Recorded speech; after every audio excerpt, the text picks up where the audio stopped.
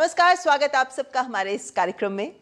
जब भी राष्ट्रीय फिल्म पुरस्कारों की घोषणा होती है तो सबसे पहले जिस खबर पर सबकी नजर होती है वो है कि दादा साहेब फाल्के पुरस्कार किसको मिलने वाला है। 70वें राष्ट्रीय फिल्म पुरस्कारों में ये पुरस्कार दिया जा रहा है जाने माने अभिनेता मिथुन चक्रवर्ती जी को, जिन्हें हम सब प्यार से मिथुन दा कहते हैं। लेकिन ये मात्र अभिनेता नहीं है, बल्कि इनकी शख्सियत के भी बहुत से आयाम हैं। आप लेखक भी हैं, गायक भी हैं, सामाजिक कार्यकर्ता भी हैं, राजनेता भी हैं, तो एक सफल उद्यमी भी हैं। और आज के कार्यक्रम में हमारे साथ खुद उपस्थित हैं मिथुन दा। मिथुन दा, बहुत बहुत स्वागत आपका। और बहुत बहुत बधाई, दादा साहब फाल्के पुरस्कार मिला है आपको। लेकिन एक सवाल जो मेरे जहन में आया जब आपको ये पुरस्कार दिया गया कि एक 26 साल का नौजवान मिथुन चक्रवर्ती अपनी पहली ही फिल्म में इसी मंच पर अपना पहला राष्ट्रीय फिल्म पुरस्कार ग्रहण करने आया था, और 74 साल की उम्र पे आप दोबारा इसी मंच पर सर्वोच्च पुरस्कार सिनेमा का हासिल कर रहे हैं। क्या कुछ पुरानी यादें ताज़ा हुई? ये जो आपने कहा ना कि सबसे पहले पुरस्कार 26 साल में एंड 74 इयर्स में सेम मंच पर, यही सफ़र, इतना लंबा सफ़र, कुछ ताज़ा यादें, मतलब ये सफ़र रंगीन सफ़र नहीं था मेरे लिए, बहुत ही तकलीफ़ का सफ़र था, बहुत ही तकलीफ़, हर मोड़ पे तकलीफ़, हर चीज़ से लड़ाई। उसके बाद जब ये पुरस्कार मिला तो ऐसा लगा कि भगवान, आप कोई शिकायत नहीं। मैं हर वक्त शिकायत तो करता ही था कि क्यों आप नाम भी दे रहे हैं, शोहरत भी दे रहे हैं, और साथ साथ इतनी तकलीफ़ भी क्यों दे रहे हैं। हर तरह की तकलीफ़ होती है, सिर्फ नाम और शोहरत से तो सब कुछ नहीं होता, बहुत सारी चीज़ें भी साथ साथ होती है। पूछता था कभी कभी क्यों, वाई, लेकिन और नहीं, अब नहीं, अब कोई शिकायत नहीं जी। बोलता हूँ कि थैंक यू सो मच जी, मेरे मोटे बाबा, थैंक यू। लेकिन आप देखें तो शुरुआत करना चाहूँगी उस वक्त से जब आपको भी लगा होगा कि कुछ बनना चाहता हूँ मैं। वैसे आपका नाम तो गौरांग चक्रवर्ती था ना, तो फिर आपने ये नाम फिल्मों में इस्तेमाल नहीं किया? ये ऐसा नहीं कि मैं कॉलेज में, वैसे भी मैं क्वाइट पॉपुलर बॉय, फुटबॉल बहुत अच्छा खेलता था, and really I used to be a good player. Then सब जगह ही मेरा एक हीरोइज्म था, एक सब मुझे लीडर ही समझते थे। फिर कॉलेज में सब मुझे मिठू मिठू करके बुलाते थे। सो मिठू से मीठा हुआ, मीठा से मिठुन हो गया।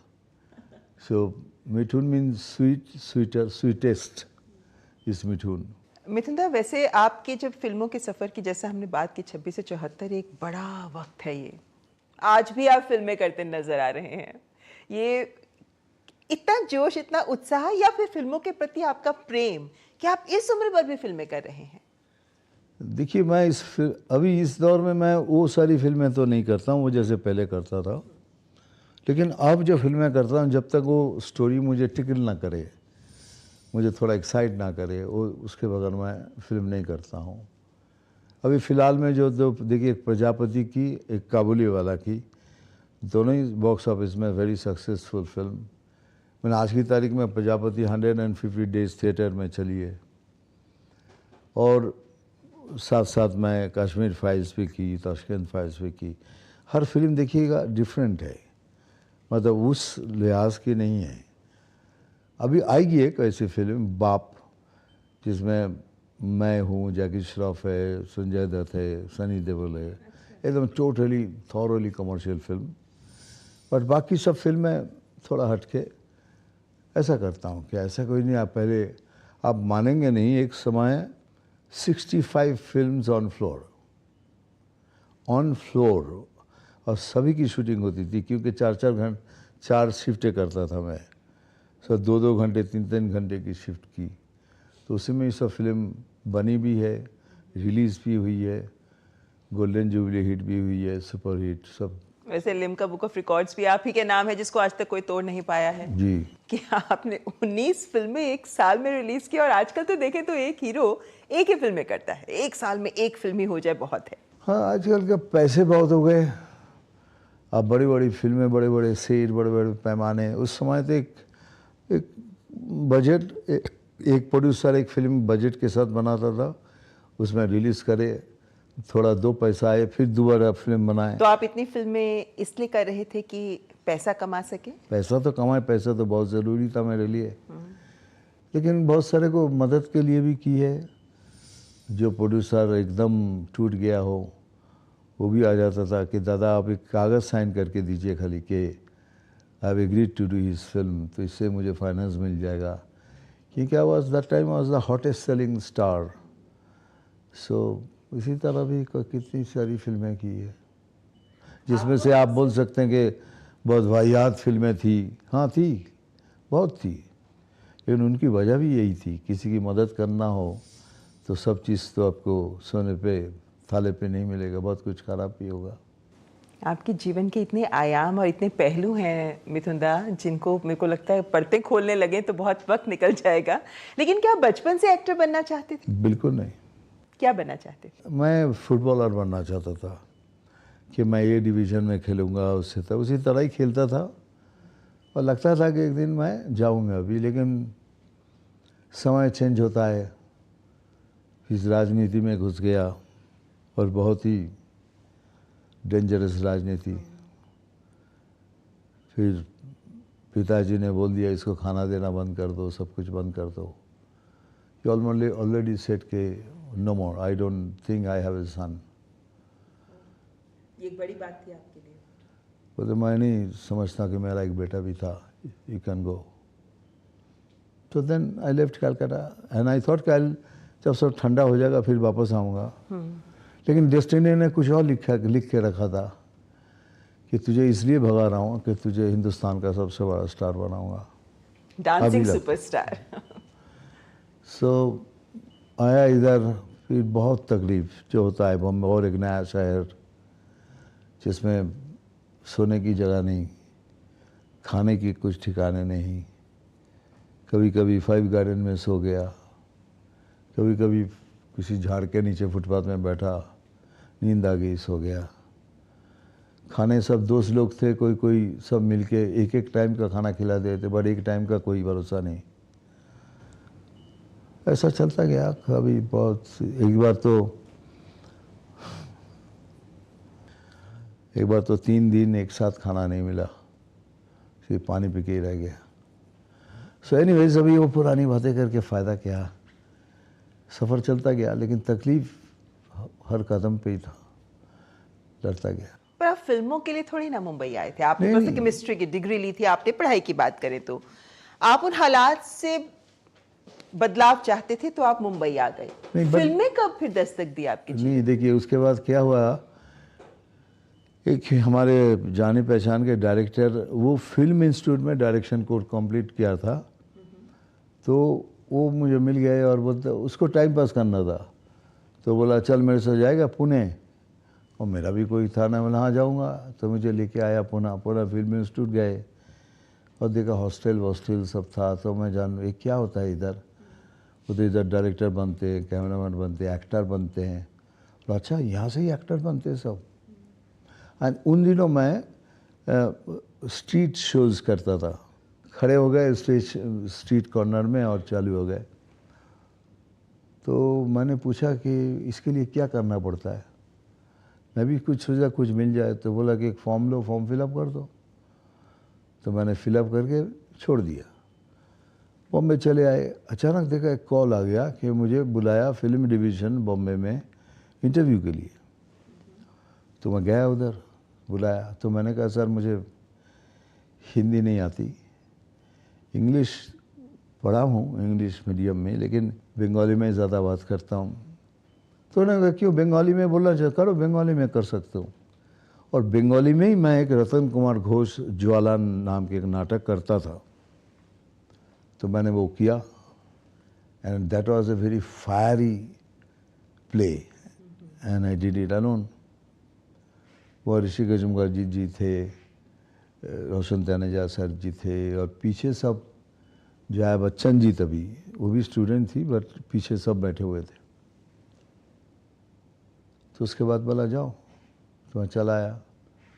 तो मैं बाथरूम गया तो एक लड़का आया, वो भी टेस्ट दिया था। उसने बोला भाई तुमने क्या कर दिया? बोला क्यों, क्या हो गया? बोला अंदर सब स्टन्ड एकदम, तुम तो सिलेक्टेड हो। मैंने क्या बात कर रहे हो? बोले हाँ भाई, जो सुन के आ रहा हूँ तो एक उम्मीद जागी, माना फिर मेरा कुछ होगा, मैं कुछ करूँगा, चाहे छोटा मोटा रोल ही करूँगा। देखने में तो इतना अच्छा नहीं था, मुझे मालूम था। लेकिन उसके बाद इंटरव्यू सिलेक्शन के लिए तो मुझे बुलाया गया। जया बच्चन जी भी आई बाहर, और मुझे पूछा तुम कहाँ के हो, किधर से हो? मैं कोलकाता से। तो माय गॉड, फैबुलस, उन्होंने भी कहा। तो फिर मैं अंदर गया, जाके पूछा कि भाई एक सवाल है मेरा, हमारा कोलकाता में भी हमारा एक सेंटर है, तुम कोलकाता छोड़ के इतनी दूर बॉम्बे शहर में क्यों ऑडिशन देने आए हो? अब मैं चुप, क्या जवाब दूं? सच बोलूं कि झूठ बोलूं, सच बोलूं कि झूठ बोलूं? फिर अचानक उनमें से एक ने पूछ लिया, कहीं तुम बैंड ऑर्गेनाइजेशन के साथ तो जुड़े हुए नहीं हो? अच्छा। तो मैं खामोश। फिर एक बार पूछा तो हमने कहा yes I was. Sorry, it's a government organisation and you are, तो यू आर रिजेक्टेड। उसकी वजह से मुझे रिजेक्ट कर दिया उस साल। फिर उदास महमल एक तो हाथ में कुछ आया और वो भी चला गया। फिर मैं छोड़ा नहीं, फिर मैं बोला किससे कांटेक्ट करूं? फिर मैं बोला रोशन तनेजा से मिलूँ, तो उन्हें मिला। मैं बोला सर मुझे क्यों रिजेक्ट कर दिया आपने? बोला सर तुमको सच बोलने को किसने कहा था? इतना जुडिस्ट्रिक्ट क्यों बनने गए थे? तो बोल सकते थे, लेकिन अब तो तुमको लेंगे नहीं, अब तुमको कोलकाता वापस जाना पड़ेगा, वहाँ फिर से अपियर होना पड़ेगा, लेकिन you are a selected candidate, हम तुमको ले लेंगे। आपको उस साल एफटीआई में एडमिशन नहीं मिला? नहीं मिला। अगले साल आप फिर गए? तो नेक्स्ट फिर मैं कोलकाता आया, फिर मैं अपियर हुआ, फिर ऑडिशन दिया, फिर आई वॉज सिलेक्टेड। और फिर आप एफटीआई में आ गए, और एफटीआई से जब आप पास आउट हुए उसके बाद सभी जानते हैं कि कैसे एफटीआई से जब फर्स्ट ईयर बहुत तकलीफ की थी, क्योंकि मैं लैंग्वेज प्रॉब्लम, इम्प्रोवाइजेशन ठीक से नहीं कर पाता था, बहुत तकलीफ। लेकिन मैं छोड़ता नहीं था। मैं नवभारत टाइम्स में रेगुलर चिल्ला चिल्ला के पढ़ता था कि हिंदी मेरे ठीक हो जाए। करते करते करते एंड इंग्लिश भी तभी बोलने लगे तो फ्लुएंसी ठीक थी। इंग्लिश तो जानता ही था, फ्लुएंसी ठीक होने। तो फिर जब पास आउट किया तब आई हैड 3 सब्जेक्ट डिस्टिंक्शन। मृगया 1976 में रिलीज हुई, लेकिन उसके बाद आपको डिस्को डांसर से जो पॉपुलैरिटी मिली, पहचान मिली कहना चाहिए, उसके बीच में भी 6 साल थे, लेकिन आपकी स्ट्रगल कम नहीं हुई। मतलब इस तरह की कहानियां भी हमने सुनी है कि आपने नाम बदलकर आप हेरन के साथ असिस्टेंट के तौर पर भी रहे। पैसा कमाने की जद्दोजहद क्या होती है, ये आपने उस दौर में भी, नेशनल फिल्म अवार्ड मिलने के बाद भी आपने सही? ये नेशनल अवार्ड मिलने के बाद क्या हुआ कि मुझे लोगों ने ऐसा बोला कि नेशनल अवार्ड मिला तुमको, तुमको मालूम है तुमको क्या मिला? तो मैं धीरे धीरे धीरे मैं सोचने लगा, और मुझे लगा कि मैं अल पाचिनो हूँ। एक फीलिंग आया कि मैं अल पाचिनो हूँ, तो अल पाचिनो की तरह बिहेव करने लग गया, ऐसे करके बैठता था। तो प्रोड्यूसर के साथ बात कर रहा था, हाँ बोलिए क्या कहानी सुनाइए। ये प्रोड्यूसर ने इतना कहा कि लात मार इसको, निकाल यहाँ से, ये कौन है ये? मतलब फिर बाद में रियलाइज़ किया कि मैंने कोई गलती कर दी, ये कुछ नहीं जम रहा है। तो मैंने उस समय कसम खाई, ठीक है इसके बाद मैं कभी अब आर्ट फिल्म नहीं करूँगा जब तक मैं स्टार नहीं बनता हूँ, बहुत बड़ा स्टार। उसीलिए देखिए उससे लेके 93 तक तहादेर का था, मैंने कोई ऐसी फिल्म का ऑफर है मैंने ना बोला। तो 93 तक तो मैं सुपरस्टारडम टच कर लिया था जी। तो उस समय क्या, उस समय से जो स्ट्रगल था कि वही जो बोला ना, बोले ये रंग का आदमी कैसे हीरो बन सकता है। ये आपने पहली बार कब सुना? मतलब ये आपको फिल्म मिल गई, उसके बाद आप हाँ, जिसको नेशनल डांसर तक, उसके बाद तो आपने स्टारडम देखी, नहीं, लेकिन आपका ये कॉम्प्लेक्शन कि आपका रंग सांवला है। ये जो नेशनल अवार्ड मिला, तो उसके बाद तो लोगों के थोड़ा थोड़ा लोगों में मुंह में बात आ गई ना, एक लड़का है जो नेशनल अवार्ड मिला जिसमें इतने बड़े बड़े हीरो थे, उसके बुझ में भी नीला, वो लड़का है मिठुन चक्रवर्ती। तो मैं कान में सुना, अरे कौन यार ये कालिया आदमी सा कौन हीरो बनेगा, ये सब। तो ये कॉम्प्लेक्स मेरे में बढ़ने लगा कि सब जो होता है कि रोता था, भगवान से बोलता था, भगवान तू तो मेरा रंग मेरा चेंज कर क्यों नहीं देता, तो जो होता था। फिर एक समय आया, फिर मुझे चिन्नाप्पा देवर साहब ने मुझे बुलाया, बोला कि मैं पीछे बना रहा हूँ रामेश्वरी तल्लूरी के साथ मेरा रक्षक, एक तमिल फिल्म के रीमेक। वो फीमेल ओरिएंटेड कहानी थी, लेकिन उसमें मैंने किया, उसमें थोड़ा एक्शन किया, वो उनको बहुत पसंद आया।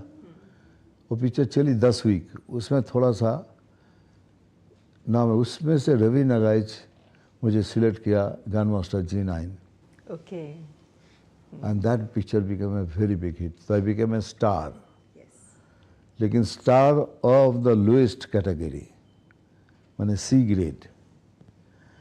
मतलब मुझे वही कॉम्प्लेक्शन के ये कहाँ तक जाएगा, ये अगर बन गया तो मैं इंडस्ट्री छोड़ दूंगा, यही सब चलता गया। तो मैं सोचा मैं कैसे इसको तोड़ूं।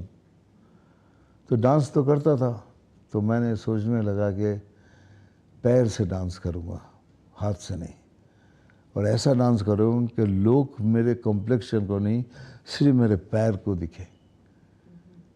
और वही मैंने किया, वही क्लिक किया, और मेरे रंग को लोग भूल गए। लेकिन आपने जब फिल्म इंडस्ट्री में आपने अपना एक मुकाम हासिल तो किया मिथुन दा, लेकिन 90s में आपने एक उस धारा की ओर भी मुड़ गए आप, जैसे आप कह रहे हो कि मैंने उसके बाद ही पैरेलल सिनेमा किया या दूसरी फिल्म्स की। लोगों का ये भी मानना है कि आपने बी ग्रेड फिल्मों का रुख कर लिया, 33 फ्लॉप फिल्म्स 90s के एंड में, क्या ये सही है? ये सही नहीं है, ये लोगों का थोड़ा एक्स्ट्रा बोलना। मेरी पिक्चर फ्लॉप फिल्म भी पैसा कमाती थी। हाँ, आप उस समय भी फिल्में साइन कर रहे थे। हाँ, तो मेरी जगह फ्लॉप ही होता तो मैं आउट हो जाता। ये लोगों को थोड़ा बड़ा बड़ा के बोलने की बात है, कि 10 को 20 कर दो, 20, 5 को 10, 10 वो इस तरह की बात है। लेकिन हुई थी 7-8 फिल्में फ्लॉप हुई थी, लेकिन मेरी फ्लॉप फिल्म भी पैसा कमाती थी।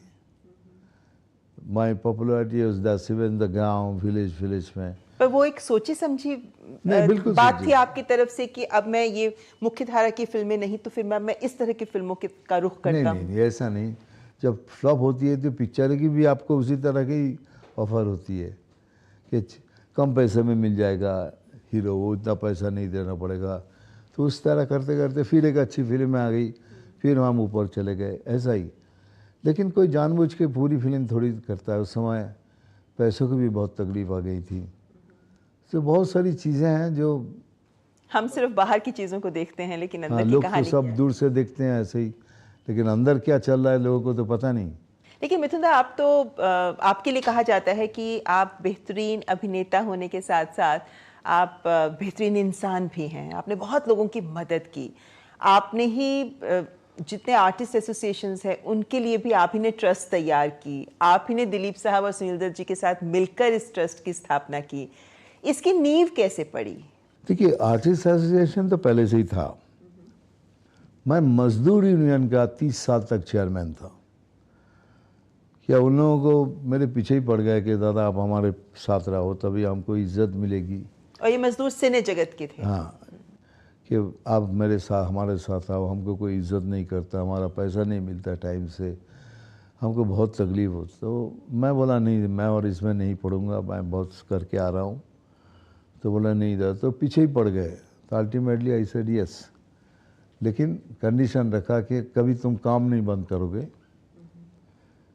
तुम स्ट्राइक नहीं करोगे, काम नहीं बंद करोगे, 1 नंबर ये। और 2 नंबर जो भी होगा शराब पी के कभी काम नहीं करना। ये 2 चीज़ें रखी, और जो कुछ भी होगा तो मुझे बोल के फिर फैसला करना। तो शुरू हुई, तभी उनके पास था 7,000 रुपये। और 30 साल के बाद जब मैंने छोड़ा, मैं बोला अब मेरा काम पूरा हो गया, तब इस बैंक बैलेंस था 30 करोड़।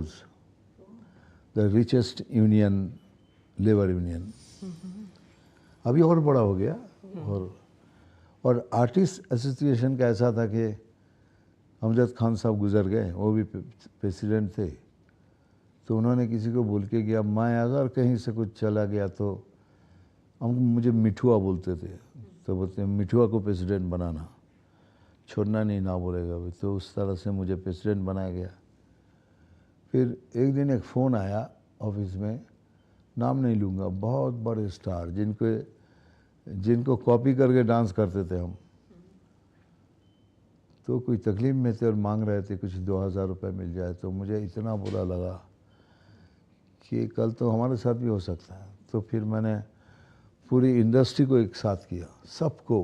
पर आप राजनीति के साथ भी जुड़े, राजनीति से, क्योंकि एक कलाकार का एक अपना हृदय होता है, संवेदनशील हृदय होता है, लेकिन आप राजनीति में जब गए, क्या हासिल करने की इच्छा थी कि राजनीति से आप क्या कर डालेंगे? देखिए, राजनीति से मुझे कुछ नहीं चाहिए, और ये मैं आपको बता सकता हूँ कि हमारे, आप बॉस से भी पूछ लीजिए, किसी भी पूछ लीजिए, वो बोलेंगे नहीं उसको कुछ नहीं चाहिए। मुझे सिर्फ जो तकलीफ़ है ना गरीबों की, उसको थोड़ा सा हल करना है, बस, और कुछ नहीं।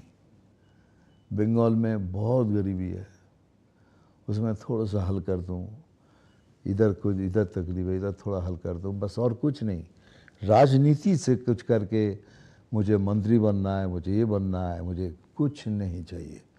हाँ, अभी इस वक्त मैं बंगाल के जो यूनियन है, हमारे जो पार्टी है, उसको स्ट्रॉन्ग करना चाहता हूँ। थोड़ा सा बिखरे हुए हैं, उसको सही करना चाहता हूँ, वो सही, बट कुछ मतलब से नहीं, कुछ पाने के लिए नहीं। मिथुन दा, आपने इतनी बातें बताई अपने जीवन की, इसमें ये बात तो समझ में आती है कि आपने संघर्ष किया, वक्त वक्त पे कुछ लोगों ने आपका साथ भी दिया। इंडस्ट्री में ऐसे कौन से नाम हैं जिन्हें आप गिनाना चाहेंगे, जिन्होंने आपका उस मुश्किल वक्त में हाथ थामा, आपकी मदद की? जीनत अमान, जीनत अमान जी का नाम मैं हर बार लेता हूँ, इसलिए कि एक दौर आया था जब मैं बी ग्रेड से ए ग्रेड में जा नहीं पा रहा था, क्योंकि सब मेरे साथ रिफ्यूज़ कर रहे थे काम करना। Nobody was, all big heroines was refusing. तो ब्रिज साहब थे डायरेक्टर, तो वो गए जीनत जी के पास, उसने बोला एक लड़का है, उसको मैं हीरो लेना चाहता हूँ, I think is very talented. तो जीनत जी ने बोला, अरे Mithun, he is a very good looking boy, this I will work with him. That is the first time उन्होंने ये जिंक्स को तोड़ दिया। जब जीनत जी का काम करने लगे तो बाकी हीरोइन से जाकर जीनत अमान काम करने, तो मेरा क्या होता, तो भी सब ने साइन करने लग गए। तो I remain ever grateful to Zeenat ji for this. चलिए, आपसे कुछ रैपिड फायर टाइप क्वेश्चंस पूछना चाहूंगी, एक एक वर्ड, एक एक सेंटेंस। अदरवाइज, आपके favourite actor? Al Pacino. Favourite singer भी हैं कोई जिनके गाने सुनना आपको पसंद है? Lata Mangeshkar, the one and only. अच्छा, अगर मिथुन दा एक्टर नहीं होते तो क्या होते? फुटबॉलर। जीवन की सबसे बड़ी अचीवमेंट, उपलब्धि क्या मानते हैं आप? कि फ्रॉम नोबडी टू समबडी। एक व्यक्ति जिसे आप दिल से धन्यवाद करना चाहेंगे? My mother. ये सभी बोलते हैं, लेकिन मैं डेफिनेटली मेरी माँ को इसलिए बोलता हूँ क्योंकि मेरी माँ ने 2-4 लफ्ज़ बोल के गए थे। जैसे वन ऑफ देम से बोलते, सब बोलते हैं बड़ा बन गया तू, सीना तान के सर उठा के चलना। मेरी माँ बोलती नहीं, कभी नहीं, सर झुका के चलना, ताकि रास्ते में तुझे पत्थर नज़र आएगा, ठोकर नहीं खाएगा।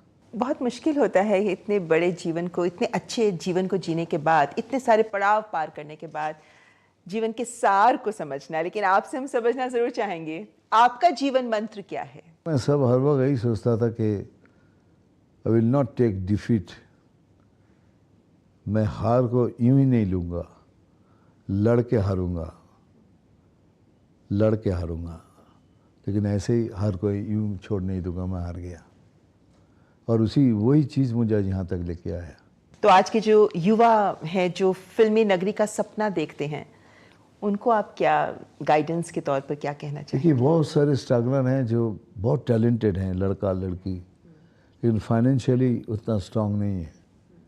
मैं उनको यही कहूँगा, हिम्मत नहीं हारना और सपनों को सोने नहीं देना।